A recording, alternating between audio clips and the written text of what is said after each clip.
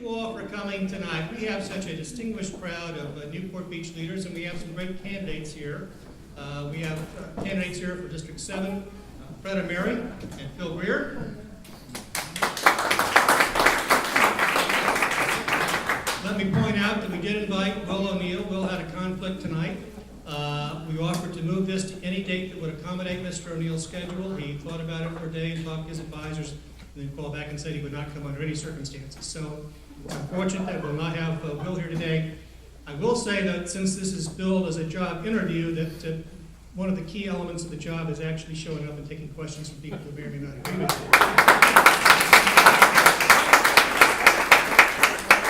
Before we begin the program, in addition to the candidates tonight for District 7, we have candidates for District 5, and let me introduce them so you know who they are. First of all, Jeff Herdman. And Michael Flynn. Let me also introduce my wife, Pamela. Pamela is responsible for all the food. It's been my great honor to represent District 7 for a little over 10 years now on the City Council. Together with all of you, we have accomplished so much throughout our community. And I thought it was appropriate, as I leave office, to have a chance to maybe ask the guys who want to take the job after me some questions. And so we'll build this as a job interview, and we're going to conduct it that way, and see if we can't find out some information on where people stand. I will tell you, I consider all three of the candidates friends. I haven't endorsed one of the candidates, and like you, I'll be listening to the answers to help me make my decision. Let me also recognize in the audience some very distinguished Newporters. First of all, our former Mayor Rush Hill is here. Our Centennial Mayor, Don Webb, is here. And our Mayor Pro Tem and community icon, Gene Watt, is here. Thank you all for coming. Let me also announce, because the West Newport Association has been present, that they're having their own community forum on August 31st at the Marina Park, a facility that we recently opened, 6 o'clock to 7:30. So please, if you're in West Newport, please come and join us there. So with that, let me begin by asking our candidates to, and we'll start with you, Fred, just take a brief moment, about 2 minutes, and tell us why you're running for City Council and what you want to do. Well, thank you very much, Keith, for arranging this meeting. I don't want to call it a debate because one of the people that's running for the same seat is absent, so I consider it more as an introduction to you people to know at least the two of us better. The reason I'm running for the City Council is essentially because we sold our company, a pretty good-sized company, about 3 years ago. And essentially I retired. So I have the time and 43 years of experience in urban planning, regional planning, and city management. I've been involved, not only involved, I've been the principal in charge and the designer for projects like Coto de Casa. I started managing that project and designing it in 1981. I was on that project for 32 years to completion.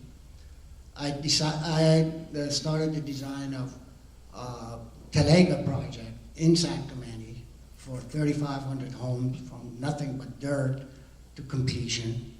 As a matter of fact, I was the project manager and the principal in charge of the design of Newport Coast Drive. The road you see here, I went through 17 different alternatives. Anyway, we can get to some of those, but I moved to Orange County in 1961. Probably half of you weren't even born then. We're talking about 55 years ago I lived in Orange County, and that's unbelievable. I came here in June of '61, and I truly fell in love with the coastal areas of Orange County, especially Newport Beach. So what I did, a bunch of my roommates and friends were working weekends and full-time, and this because it was summer vacation, so I went and got a job as a busboy at Village Inn Restaurant, June of '61. I remember the night that I picked up more than $3 of tips. That was the night to go out and have fun. Anyway, I went and paid my $5 in Orange Coast College and registered as a freshman, as a teenager, freshman.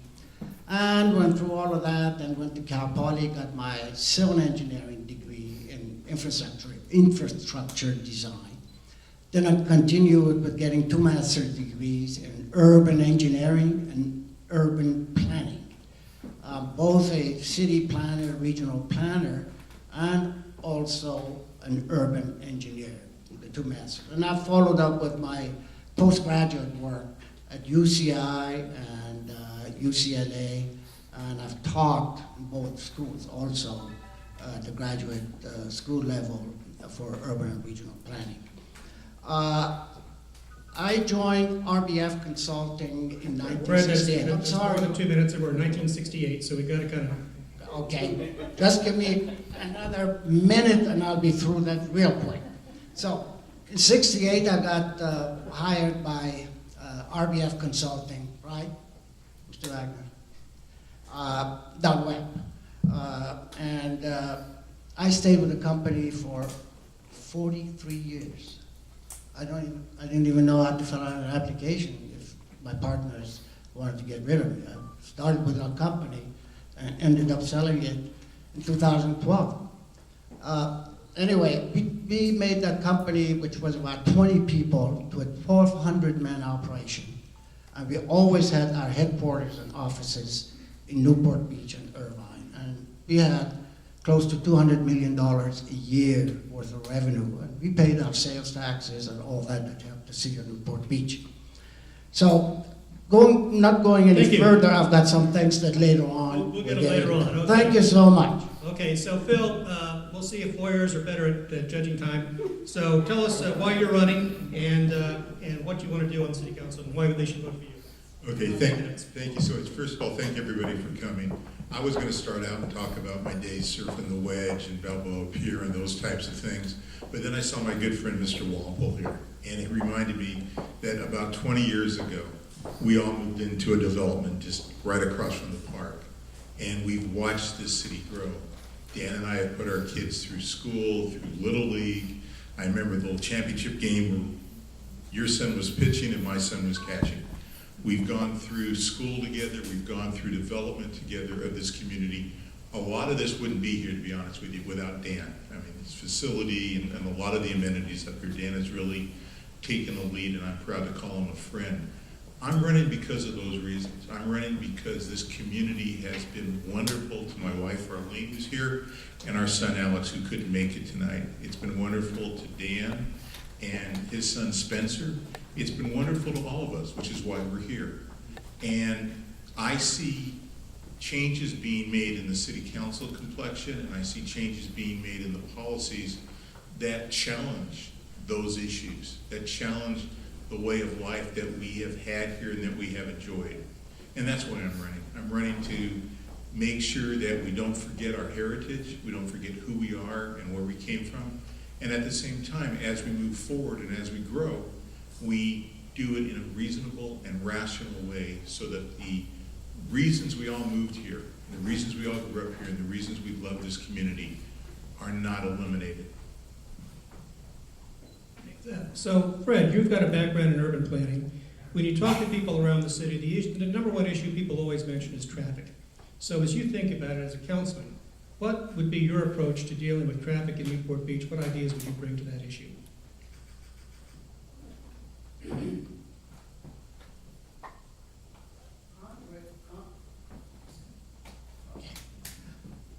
Contrary to the public perception with regard to traffic is not really a local issue. It's a regional issue. What happens in Santa Ana and what happens in Newport Beach affects the traffic in Newport Beach. What happens in Irvine or all the other cities affects Newport Beach. On top of that, in the last few years especially, we have grown a lot, way, way beyond what the pace of development should have been. And I think we are at the level right now that if we don't control development in our city, I always say this, that I know the history and all that of MacArthur that a lot of people don't know why it's so wide. I can see MacArthur Boulevard and Jamboree Road in another 10, 15, the most 20 years to be like Wilshire Boulevard. Do you want the Wilshire Boulevard for your kids? You don't. What I would do, make sure that we do not set a trend that everybody else that comes before the council and wants something refer back to, you gave it to the other guy. I've fought and fought and fought the development of that little shopping center on MacArthur Boulevard where the 7-Eleven is. A lot of people were wondering, what's wrong with that? I said, you're cutting a driveway into MacArthur. These are the kind of things that affects traffic. Traffic is not just something that you build a building and the whole city is inundated with cars. Okay. Bill, same question. What would you do about traffic in Newport?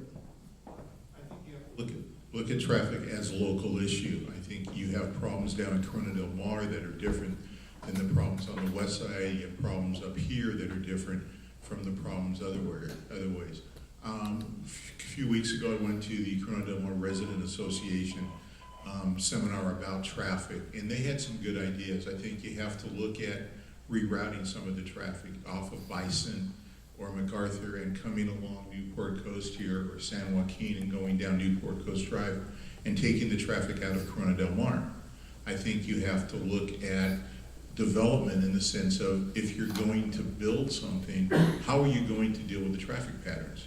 And I don't think we give a lot of emphasis to the impact that traffic has. I think if you look at some of the projects that are being proposed down in Fashion Island, they're going to dramatically increase traffic, and there's no real provision for that. And at some point, if we just allow development without that, you're going to have a traffic jam at San Joaquin and Jamboree that is going to take you 2 hours to get out of. And that's the problem. So I think we have to look at it from a perspective of, how do we zone, how do we develop, how do we build, and how do we take what we have and make it better. We talk to traffic engineers like Fred, and we say, how can we increase this flow? How can we moderate this flow? And what can we do for peak hours? Those are the things we need to do. We need to look at it both universally, but we also need to look at it as how these developments and how this traffic impacts our neighborhoods, because that impacts our quality of life. Bill, we'll start with you on this one. We're here at the Newport Coast Community Center, which is an absolutely beautiful facility, one I'm most proud of. The city's proposed to build a comparable facility for residents on the west side of Newport Beach. Now, Bob McCafferty and some of the existing council members suggest that this facility is not needed, it would only be used by Costa Mesa residents, and that we shouldn't build it. What's your view?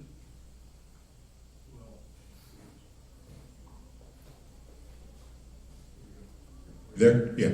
Well, in this instance, I agree with Donald Trump. We should just build a wall.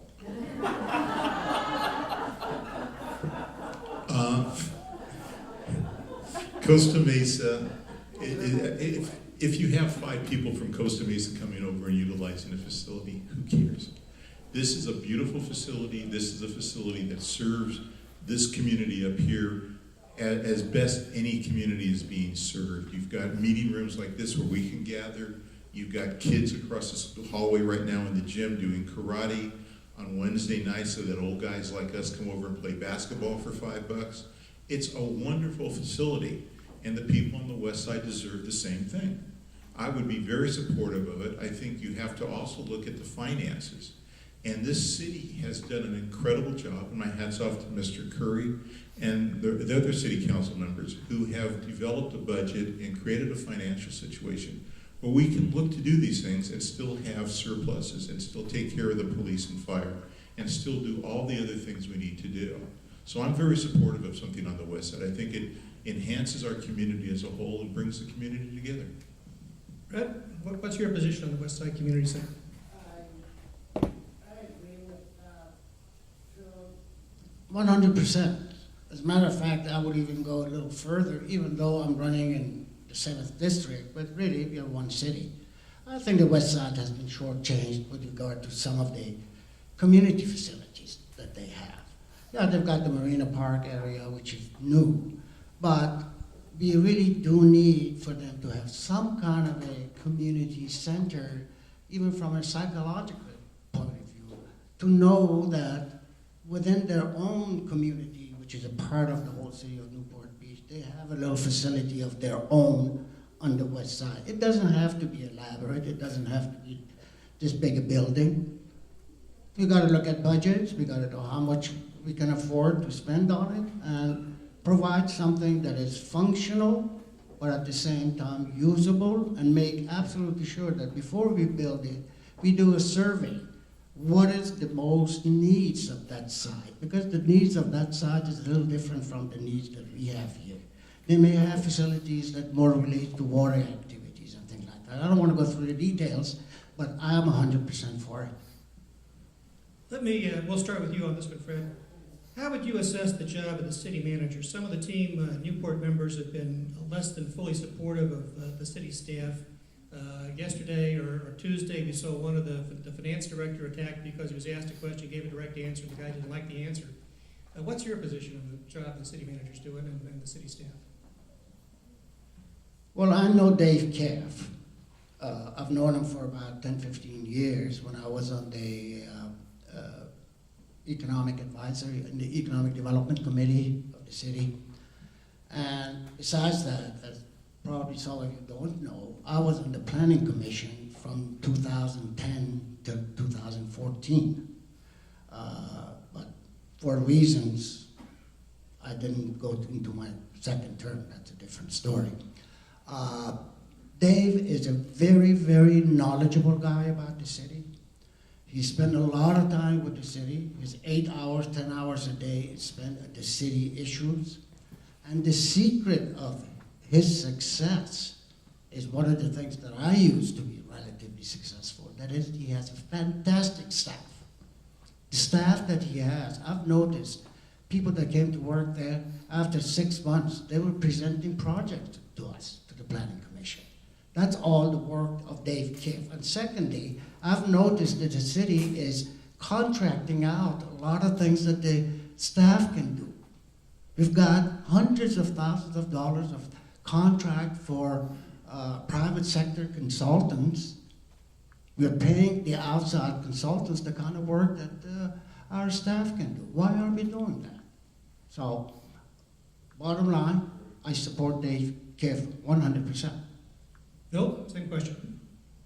Dave Kiff is one of, if not the best city managers in Southern California. I've had the privilege of working with Dave. I've had the opportunity to visit with Dave. I've had the opportunity to go over to Pete's and have an iced tea with Dave and just talk about life. He is a great human being. He is committed to this community. He treats his staff with the utmost respect. And that's critical. You walk over to that city hall and you talk to those people, and they're courteous, they're knowledgeable, they're helpful, they're informative. Be it, where do I park to go to part B of the building, or how do I get a permit? And it's all because of the leadership from the top. Dave has been there to implement everything the city council has wanted to do. And again, because of Dave Kiff, this city functions, and the city functions well. The relationship that Dave has between the city council and the various entities, police and fire, for instance, is good. He works with them, he's honest with them, and I just think he's one of the best.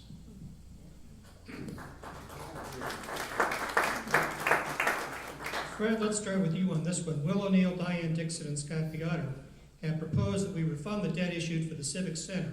Now, the city's independent financial advisors determined that this would actually cost the city $20 million more. The finance committee's rejected this idea on a 5-2 vote, but it got 3 votes at the city council. So where would you stand if that were to come back to the city council? I would have to be honest with you, go more into the intricate details of what they're proposing. But just what I've read and the stuff that I get my hands on, I understand it's gonna cost us $20 million plus just to go through that process. Almost a 40% increase in what we're paying right now. We got the best bonds because of our ratings and because of the time, the kind of interest rate we got. So we have gotten a good deal, I think. I mean, I'm not a financial analyst, but I ran a company that I had to deal with a few $1 million here and there. So it just doesn't make sense to me. It's that simple. Bill?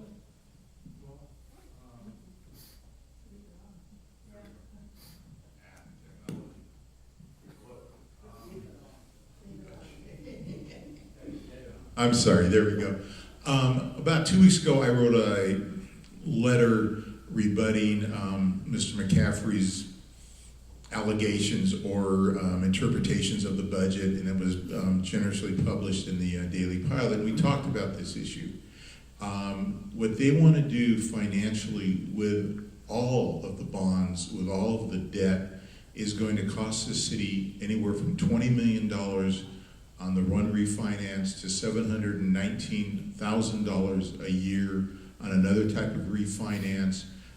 They're talking about taking some of the money that is being used to pay down the pension debt and putting it back in the stock market. Now, any of you that have been around can remember our friend Bob Citron and how that all worked out for everybody. So they're, in my opinion, reckless, and I don't use that word lightly, but they are willing to, for I'm assuming ideological or political reasons, risk the debt and risk the financial stability of this community. And again, it goes back to the things that Rush Hill, Keith Curry, Mike Henn, all these guys have done over the last 10 to 12 years in terms of structuring this community so that we have no debt. We have a $12 million budget surplus. We have the ability to go out and borrow if we need to do things like seawalls or a community center or whatever else we need. And to take that money and risk it, to take that money and restructure it so that it costs us more at the end of the day is foolish. And so I can say flat out, there's no worry in my mind that I'm going to support anything like that. I think we're on a good fiscal path, and I think we should just stay where we are. Phil, let me stay on the fiscal question. Scott Biotters proposed that we cut the city's business license tax by about $3 million a year. Our business license is graduated. If you're a single employer, you pay $100 and some. If you're the Irvine company or a major employer, you pay as much as $1,200. So most of this cut would go to people like Hogue and like the Irvine company. $3 million is an amount that's equal to approximately 20 police officers, and that would create a hole in the general fund budget. Would you, and it got 3 votes. So would you support this cut? And if you would, how would you pay for the services if we did cut it? Well, I wouldn't support it. It goes back to the financial mismanagement that these guys are talking about.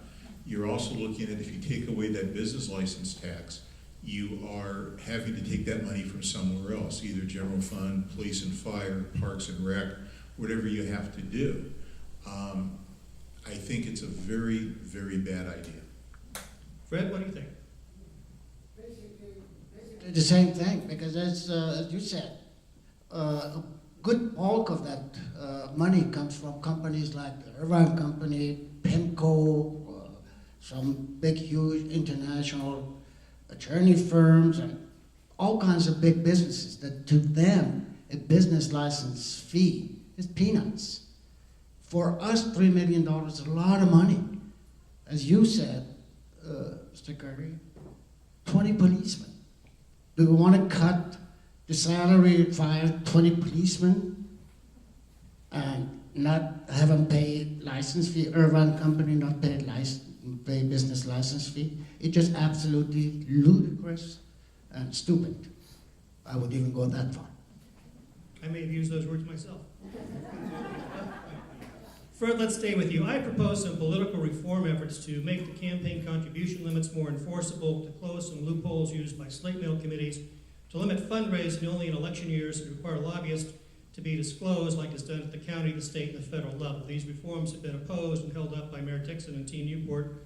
If they were to come back to the council, what would your position be? Well, I honestly wouldn't totally throw out everything that we have with regard to our rules and regulations with regard to political campaigns. But there are areas that really has gotten out of hand. And that's because of some of the federal rulings of a couple of 3 years ago, which allows IEs, independent expenditures. In essence, what you're saying, that one person who can afford it can buy all 7 seats on your city council. Is that what we want? Independent expenditures allows that. These various PACs that have very, very real, present sounding names can contribute whatever they want. I heard that the campaign manager for the 4 people of Team Newport that got elected, he gloats about having spent $900,000. Is that the city that we want? $1 million? I mean, it gives me some thoughts. The duration of the campaign. Do you know I always intended to run for the city council from the day that I retired 3 years ago. You know when I filed? Last September. For a city council.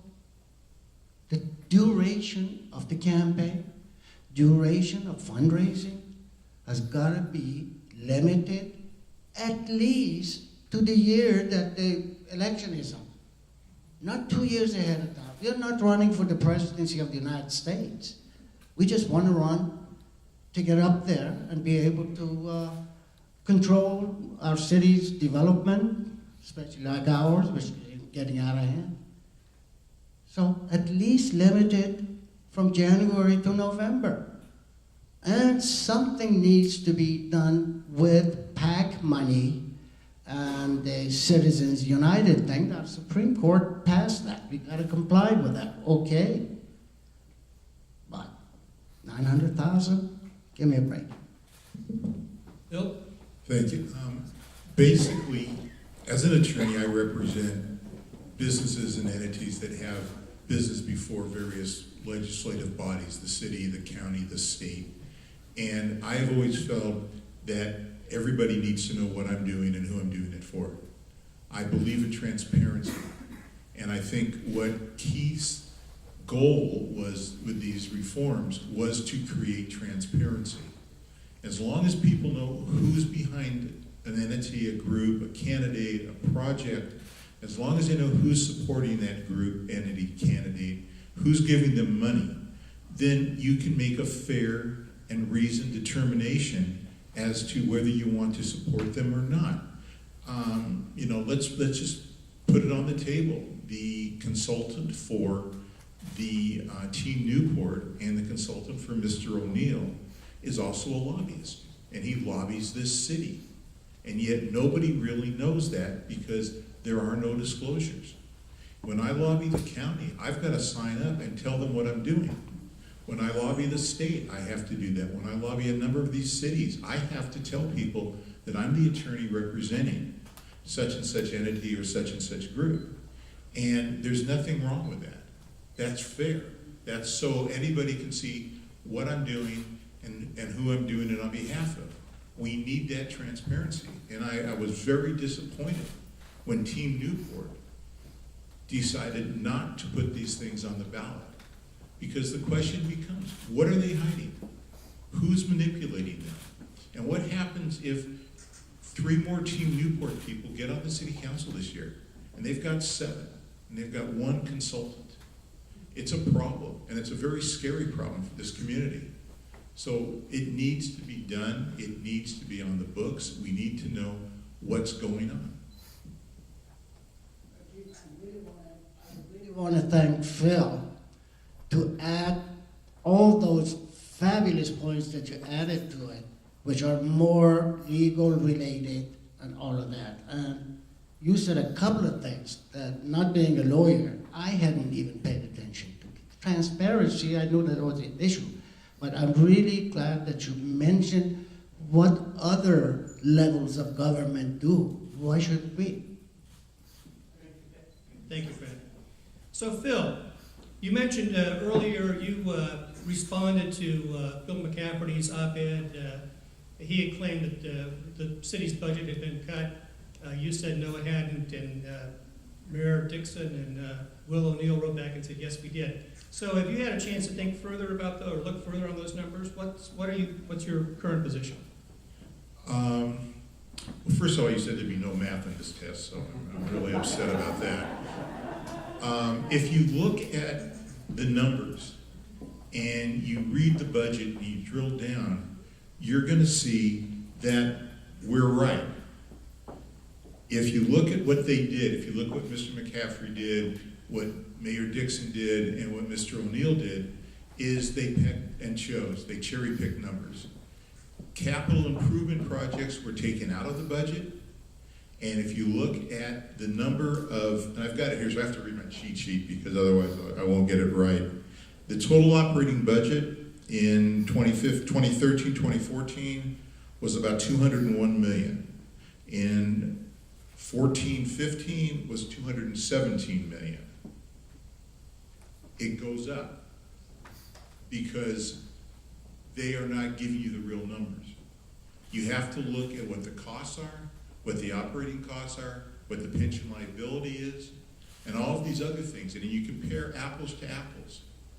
As staff was trying to do the other night before Mr. Muldoon cut him off. And that says something about the whole mentality of Team Newport, is they didn't allow him to express an opinion that is relevant. But if you look at these numbers and you look at what's really going on, the numbers that they're proposing don't add up. And at the end of the day, if you go on their financial programs, you're going to find yourself without a surplus, without money to pay off the pensions, without money to pay for police and fire. And then you start doing things like contracting out. And that becomes a very bad idea. I mean, Bobby Salerno's here, who's with head of the Firefighters Association. Great guy, great organization. I've had the opportunity to go and visit some of the fire stations. And you start contracting those people out, and it's people like us in this community that are going to suffer. Because we need firefighters and we need police officers who understand this community, who have worked in this community, and who are responsible for this community. So my position vis-a-vis Dixon and everybody else is the same. Their numbers don't add up, and we need honesty, and again, I'll use the word, we need transparency to let the people know that where we are and where we're going. I will say, because I was in the room when we adopted the budget, so I thought I had a pretty good handle on it, that I went back and sat down with staff and looked at it. And in fact, operating costs this year did not go down. They went from $260 million to $270 million. They're up by $10 million. What did go down is that our capital improvement budget is lower, primarily because we completed the Marina Park project, which had had a big carryover into the previous budget. So it looked like it was a big drop. The real drop was because we completed the project and we weren't spending the money on it, along with some other capital improvement projects that were also completed. So I think there's some Pinocchios to be awarded on that. That's why he's the financial genius he is, and I'm just an idiot lawyer. But Fred, let me just open the question to you and ask you, what's your take on the financial condition of the city and what we need to do to keep the city financially strong? Well, to be honest with you, mostly Phil and with the follow-up comments on your part, you've said it all. I attended a couple of those finance committee meetings, and I noticed I didn't like it much. Originally, when you were chairing that committee, I honestly felt a bit comfortable. I said, if Keith doesn't shout too loudly, then it must be at least okay. Once all those things happened, I started attending, and I found out that exactly what Phil said, that a lot of our capital improvement budget been cut, and it's manipulated in an accounting form, which I don't understand, that benefits their pet projects. That's really the bottom line. of the understanding and the novice financial guy. So Phil, Scott Piotrs and others on the council have suggested that we sell the revenue-producing old City Hall site and spend the money on some of their pet projects. They've got 3 votes for that. What would be your position? My position is you don't sell a valuable asset. You use that asset, you lease it out, you generate revenue from it, you watch it appreciate, and you invest in it so that the city has assets. One of the things that fascinates me about this city is some of the people currently on the council and some of the people running for council don't appreciate what we have. They don't appreciate the value of the assets that we have in this city, and would rather sell them for a quick profit to try to pay down the pension liabilities or some other obligation that has been well taken care of and well thought out for the next 20 years, and keep those assets so they revenue produce. You take that property over there, you lease it. You get the lease revenues. As the revenues go up, you get more revenue, and the asset stays, and the asset's still owned by the city. So, Phil, the old City Hall site, or Fred, what should we do? Well, absolutely not sell. I agree with Phil. He touched on quite a few of the points that I had in that regard. And I just want to add to what Phil said, ditto to what you said, that really selling, you're going to get a few $1 million. It's going to come into the city, and everybody's going to have a nice pet project to spend it on. And in about 3 or 4 or 5 years, that money, poof, gone. Some of you may know what happened in Irvine, the same situation. I don't know the exact detail, but they sold one of their assets. Millions and millions, tens of millions of dollars came in. And I was just talking to somebody the other day. He said, not a penny of that is left. By leasing, that's what we are doing with the new name Balboa Bay Resort, the Balboa Bay Club. That's leased, isn't it? And the money that is generated from that lease, guess what it funds? Tidelands. I mean, is that true? Okay. So, you know, when you have that kind of situations, you sell it, you spend it. Leasing is like almost like a retirement account. You know a check is going to come in every month, every year, or whatever. For us, it's going to be as long as we have a city, we're going to have revenue coming in. We won't have all that money in a bunch to go and gold plate everything we've got and do pet projects. So in essence, really, I just wanted to add these a couple of things to what Phil already had referred to. Okay. So Fred, you were a planning commissioner, and one of the issues that's always on people's minds in the city is growth and the criteria that we use for deciding on new projects. As a former planning commissioner, what criteria would you use in looking at these projects that are coming before the city, and how should we proceed on them? Okay. I think we've gotten to a point that I've mentioned it a couple of times this afternoon, is that we have grown more than we should have in the last 10 years. To remedy that, we are not in our dying bed, but the signs are showing. Driving even on Coast Highway, you see the speed limit is what, 50, 55? Normally around noon or so, or afternoons, I drive around 35 miles an hour. You can't go faster. So anyway, the remedy, the number one remedy is any project that comes before the city, the number one consideration should be traffic. We should use our regional traffic information that we have and look specifically on the impact of that particular project. I'm a strong supporter of property rights, but when it gets to a point where you have had this house or this property, you've benefited from the things that it has provided you, you've used it, it's yours, I would never, ever approve a project that somehow a traffic engineer, and I know I've done that myself, can manipulate to show you that the project doesn't have an impact or even reduces traffic. You can cut that 100 different ways. So, you gotta make sure that as long as you're supporting property rights, you do not encumber somebody that has already have the rights, the neighbor, for somebody else to make more money. Whether it's Irvine Company or whoever it might be, I don't care. Whether it's just a developer that just wants to build one building and make the money and go out, or whoever, I don't care. I'm not in the business of development or anything. 4 years, I'm just enjoying myself and retired. Phil, how would you approach the issue of development and growth? Well, I've, over my career, represented builders and developers, and what I've always made sure is that anybody who I represent who wants to do infill, which is essentially what we're talking about in this community, do it in a reasoned and rational approach, taking into account the community, the character of the community, the character of the neighborhood, and what is the impact going to be on that neighborhood. One of the things that's always, again, has always fascinated me about this city is everybody wants to come here. Everybody wants to build here.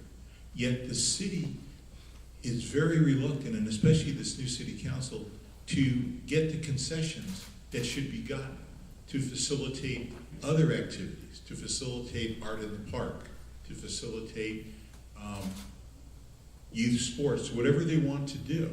And I think that there's got to be a more practical business approach to how we deal with development. Not to say we're not going to ban all development, but to say that any development that we have has to be reasoned and rational and has to blend with the community. A perfect example is Museum House. That's an abomination over in that neighborhood. You know who's the consultant on that? Dave Ellis. But that's the problem. And you have something there that doesn't fit that community, that doesn't fit that neighborhood, and yet is going to, if the council changes in a way that we don't like, is going to be approved. They're playing with the numbers in terms of rooms and beds and square feet. They're taking no account of traffic. They're not dealing, Susan Skinner, Nancy's daughter, has done a brilliant job in terms of the water and things like that that are going on over there. And it's going to be a problem. And yet we don't do anything to facilitate reasoned and rational growth. We need growth. Growth pays for this, okay? Let's be honest about it. Developer fees pay for a lot of this stuff. But at the same time, we can't let rampant growth. We were down on 32nd Street about a month ago at an art gallery, and I walked down to the beach there and looked at it and thought these were the old 1- and 2-story beach houses that have been there since 1929 are. And if certain people have their way in this community, those houses are going to be gone, and we're going to have Miami Beach. That's not what I want, and I don't think it's what anybody in this room wants. I don't think it's what this community wants. So yeah, you have to have growth. You have to have Lido House over there. You have to have Marina Park, but you have to have them in a way that is reasoned and rational, that takes into account what is that community? How is traffic going to impact that community? How are sales going to impact that community? So I would look at that as a very business-like approach, and I would also look at it as working with developers and builders to find a medium ground so that we can get additional fees to do those other things we need to do. All right, let's change the issue and turn to the question of crime. Last year, crime hit an all-time low in Newport Beach. It's been dropping since the FBI began doing uniform statistics. But there's anecdotal evidence, not only in our community, but in the communities around us, that due to the state prisoner release programs, crime is beginning to go up in Newport Beach. And in fact, 75% of the people we arrest in our city come from other cities. So as more and more people are released, crime is going up. What should the city council do to address the crime issue? What would be your position? number one, if we need more police, that should be the absolute priority. That should be a priority to have more police. Secondly, is that crime, when statistically you look at a whole state or the whole country, the statistics make a lot more sense than when you look at it individually at city to city to city. A guy that killed somebody, let's go extreme, on this side of the street, which is in Newport Beach, or the other side of the street that is in Irvine, that could add a very serious crime to the statistics of one city or the other. So I don't believe too much. I mean, I read it and I study it and see where it gone up and why and where and all of that. But the statistics on an annual basis cannot be the basis of our decision. If it's an ongoing curve, then there is a problem. But if it ticks up like this, it's just accidental that those accidents happen. So you have to play it both ways. Make sure that the statistics is telling you the truth, and that takes a couple of 3 years of looking at the curve. Bill? Well, I think this is just another argument for building a wall.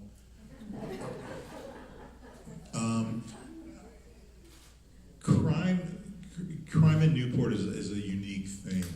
I've had the privilege now of going out on a couple of ride-alongs with the police, and we have a great police force. It's community-oriented.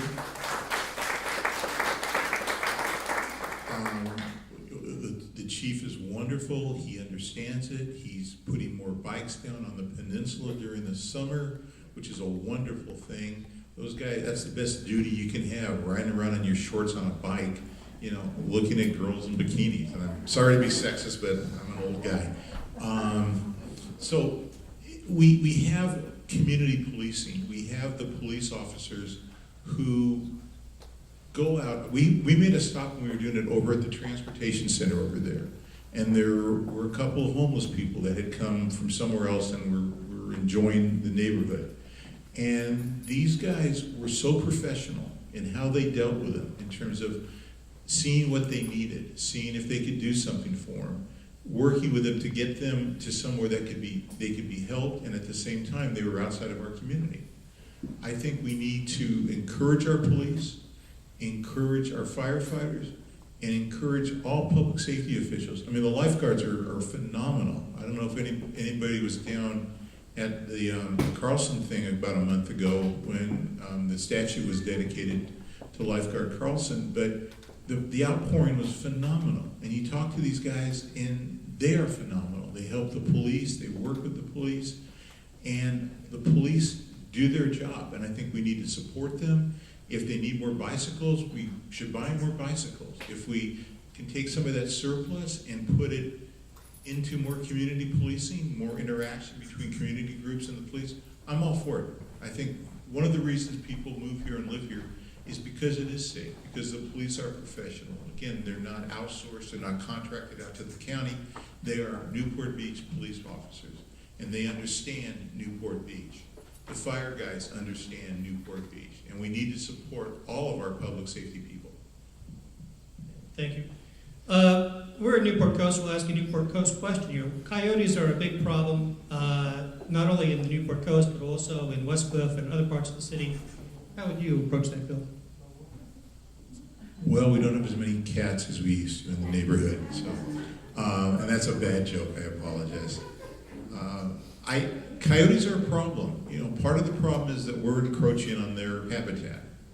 Part of the problem is that we keep pushing them out. There was a great 60 Minutes piece a while back about how all the coyotes up in the Santa Monica Mountains are getting blocked by the freeways. And what do you do about that? How do you move those coyotes, and how do you allow them to live up here? I think that the animal safety people, the public safety people have got a program where if they see one and it becomes belligerent, they capture it and they take it somewhere away from populations. We have to be vigilant. We have to share our neighborhoods. We have to, if we're walking our dogs, you bring a tennis ball and you throw it at the coyote. They'll run away. You don't leave food out at night so they get used to coming and eating, pet food essentially. Those are the things you have to do. You have to be vigilant.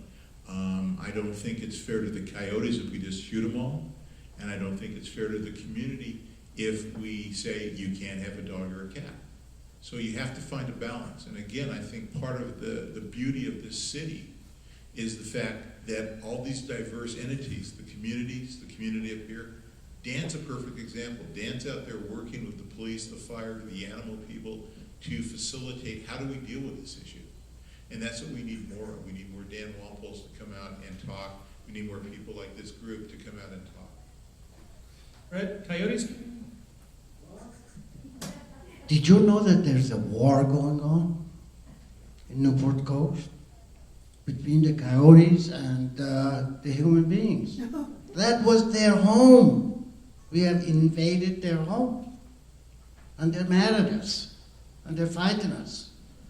So exactly what Phil said, what I repeated, every street that you build along a habitat area, you're basically creating an obstacle for them to go from one area to the other, and all the other things, putting food out and all of that. And again, the regulations that exist right now, you're not allowed to kill them, I guess. You gotta call the animal control and have control over it like that. I honestly haven't thought about it that much because I don't have personally that much of a problem. By the way, I did see one in our neighborhood, in Harbor Ridge, a few weeks ago, but I really haven't thought about it that much, Okay. just being honest. Let me ask a more philosophical question. For many years, we took a little smug self-satisfaction in the fact that we did not have the political division and rancor that they had in Costa Mesa and Irvine. But in the last election, we have candidates now who sort of take their inspiration from those two communities, mostly because some of them lived there, or because they're associates, business associates with some of the council people over there, and they're taking those ideas, I call it the Costa Mesa contagion, and bringing them to our city. So I guess I would ask you whether or not, A, you think that that kind of politics is what we want to have more of in Newport, and a more positive question, who do you look for inspiration as a municipal leader? Phil, we'll start with you. Well, I think the first thing you have to understand is if you look at the last election and you take Councilman Duffield out of the equation, 3 people that won had lived in this community for less than 10 years cumulatively. There's no sense of tradition. There's no sense of history. There's no sense of community. Some of the people that are running this time have been here for less than 2 years. And to come in and essentially seek political office that soon without putting roots down is going to make you more partisan. It's going to make you more divisive. And I don't want to be Costa Mesa. I don't want to be Anaheim, where you have these massive factions fighting because of underlying political agendas. Rush Hill and I were talking the other day about the old days, back when politics was compromise, when it was discussion. And that's become a dirty word. I think you need to compromise. I mean, the ladies down here with Line in the Sand and Spawn and everything have done that. They've had conversations and they've worked hard to find compromise and middle ground. And you need to do that. That's what this is about. That's what this community has always been about. And to take that out of the equation is to do a disservice to this community. To take that out of the equation creates division. It creates hostility. And I don't think that that serves this community well. As for political inspiration, locally, and I'm not pandering, Keith, but I look to people like you, Ed Selich, Tony Petros, Rush Hill, Don Webb, people who have been leaders in this community and have led not because they've got a political agenda, not because they're using an office to seek higher office, but because they care about this community. They're still involved in this community. You've got council people here who have been off the council for years, but are still involved in the community. Jean Watt is a perfect example of somebody who cares so much about this community that she's here tonight, that she's still working hard. She could be home watching Hillary. I mean, you know. No, but that's the issue. And the issue is, where do you have history? You know, would Team Newport be here? They're not here. They don't. I'll give you my one example that drives me nuts. My wife, who sits on the Arts Commission with Lynn Selich and a bunch of other wonderful people, puts on concerts on the Green every summer. And they're attended by 4,000 people, families with children, kids, grandkids, whatever. In the 2 years that this has been going on, I have yet to see one person from Team Newport show up at any of these events. And these are community events. These are events for the community. And they're not politically oriented. They're not anything that's going to increase your agenda. They're simply events that are for this community. And that's what we need. We need people who care about this community. People who are going to come out here next week and camp out with their nieces and nephews and their grandkids in a tent in the park because it's going to be fun. People who come to the movie nights. People who do those things. People who go down to the Ben Carlson exhibit. People who go to Marina Park because it's a wonderful place to have an iced tea at 3 o'clock in the afternoon. And those are the things we need. That's what this community is about. And those are the leaders that I think have shown that, and have shown that they're committed to this community because not only do they serve, but they stay around and they help. Phil, should we be more, or Fred, should we be more like Costa Mesa? And who do you look for inspiration as a public leader? I can summarize that in really 2 words: my neighbors and the residents.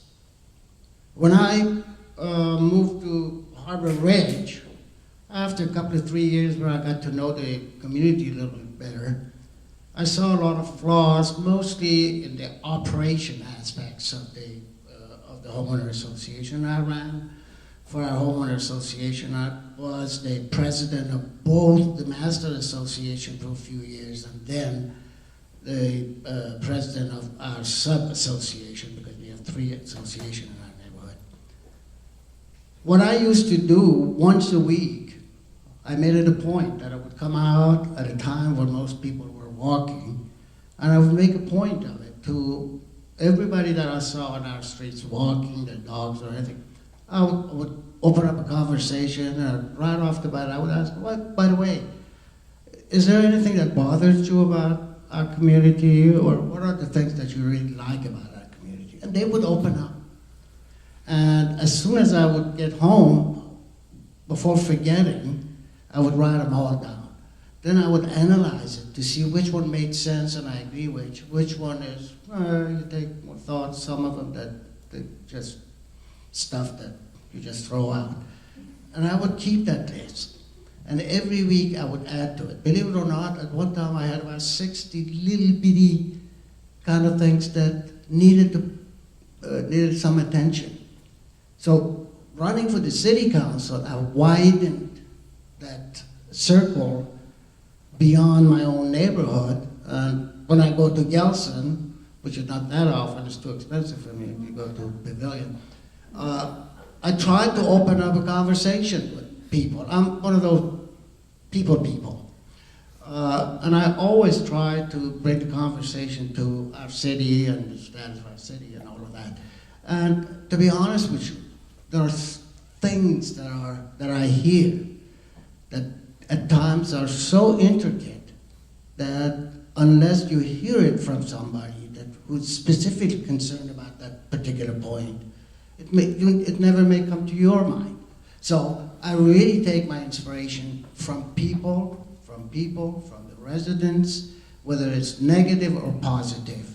And as Phil said, when this election is over and 3 other people besides some of us get elected, you're going to have 7 people with less than 2 years of experience. You're going to compare any of those 7 with me who has lived here for 55 years, who's lived here for 20 years in Newport Beach, who has had his business for 44 years in Newport Beach and Irvine, for a guy that has got married 44 years ago and is still married to that beautiful lady back there, and I have 2 grown-up kids and all of that, and I care about my city.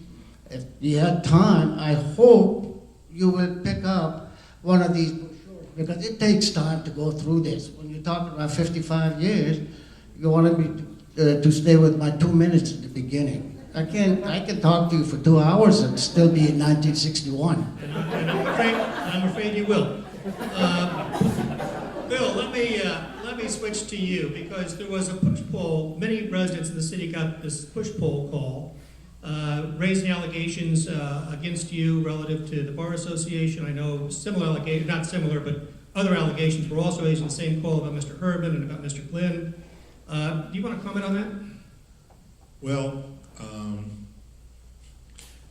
I only got 2 minutes, so I can't really explain it. But it's been they're 20 years old now. They've been in the newspaper over the years. I have 2 dings against me by the bar. Neither one of them was brought by a client. Neither one of them was brought due to financial issues. One was because I just did something as a young lawyer which was ridiculous, and I'm happy to share it with anybody, anytime. And the second one was a litigation tactic by the other side to get me disqualified. The one caveat I will mention, however, is that if these transgressions are so bad and so damning, then why a couple of years ago, when Kevin Muldoon was running for a seat in the South County School District before he lived in Newport, did he retain me to keep him out of trouble on the election? So, I hope you didn't ask that question, because I've approached all my opponents, and I even advise people that are not even in my district. Guys, let's get to the issues. Who gives a darn about somebody did something 20 years ago? I tell you, I did a lot of things on the Balboa Peninsula when I was living with my roommates during the Easter vacation. Boy, did I raise hell. And after 55 years, what I did when I was 17, I mean, I really hope these kind of stuff doesn't even come up. It's just below your dignities. It really is.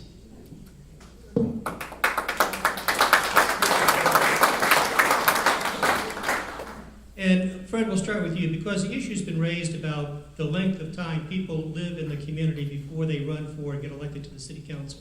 So just for the record, how many years have you lived in Newport Beach? Exactly 19 years. Okay, and Bill?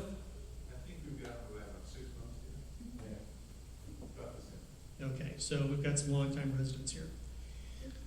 Okay, let's ask final question here, and the issue is banning range. So, Bill, banning range, what do you think? That's a tough one. That's a really, really tough issue. And to be perfectly candid, I am undecided on the issue. I think that some of the mitigation is working, some of the proposals are working. Again, though, looking at my friends over there, I realize that they have some serious issues. And my position regarding banning ranch at this point is simply, I'm going to listen to the people who care and who understand that, and I'm going to do what's right for the community. Fred? Banning range. I was on the planning commission when the project came before us originally. At the beginning, I thought it was totally, a plan that wanted to destroy a lot of the good stuff that exists there, relatively.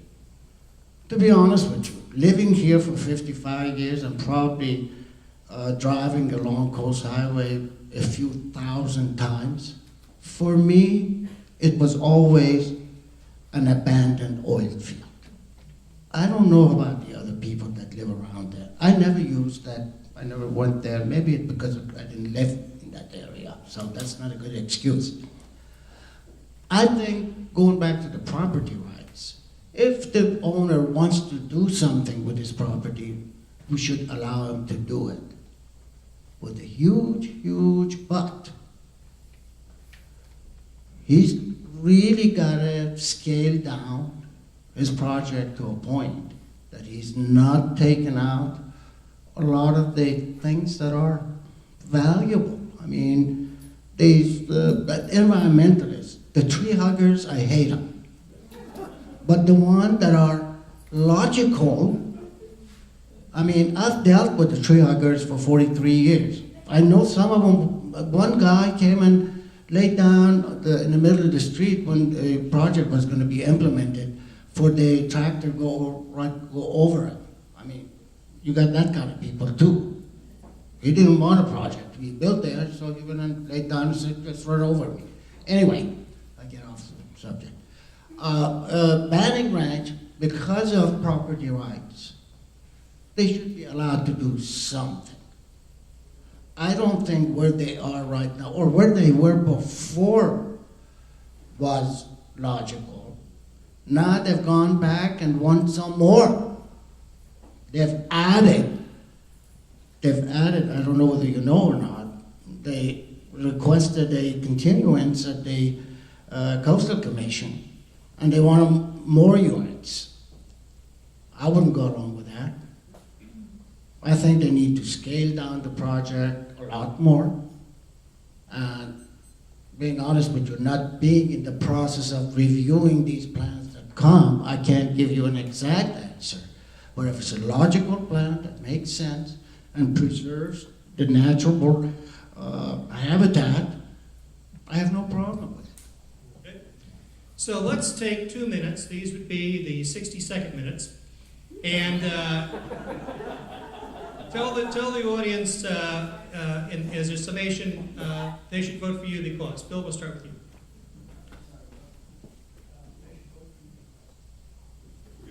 We're going to talk about ourselves now. I think you've heard my positions over the last hour. I think you can see that I care about this community. I think that you look at projects from Museum House to Banning Ranch, and I want to do the right thing for the community. I want to work with the community. I love this city. I grew up here. I've raised my children here, my child here. My wife and I have a life here. We've participated in community affairs. My wife sits on the Arts Commission, which means I've gotten some culture over the last few years. My business is in town. My business has always been in town. Our friends are here, and we care. And I think I bring to the city council an approach that combines that compassion with a business sense. I've lobbied people, I've lobbied the city, so I know what the lobbyists are thinking. I've represented builders and developers who've done infill projects like what we have here. I've worked with people like Dan in terms of what we've done up here in this community. And I think I bring a wealth of experience. And it's really hard talking about yourself, you know, it really is.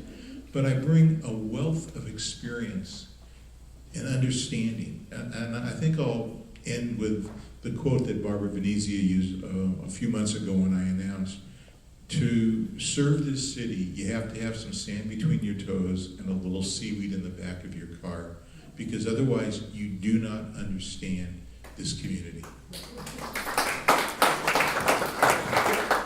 I have 2 minutes. People should vote for you because these would be the 60-second minutes. Because 2 minutes, 55 years, in 2 minutes, who wants to challenge that? Anyway, rather than wasting my time, rather than talking, I hope all of you would take a copy of this thing. I'm just going to read a few little bullets off of this brochure. I spent 4 years on the Newport Beach Planning Commission from 2010 to 2014. I was the president of Harbor Ridge Homeowner Association, both associations. Vice chairman of the California Water Quality Control Board. I was appointed by Pete Wilson in 1999. and I went for Senate confirmation. It's one of those positions that takes Senate confirmation. Very few have to do that. I was appointed originally to the Water Quality Board, California Water Quality in 1999.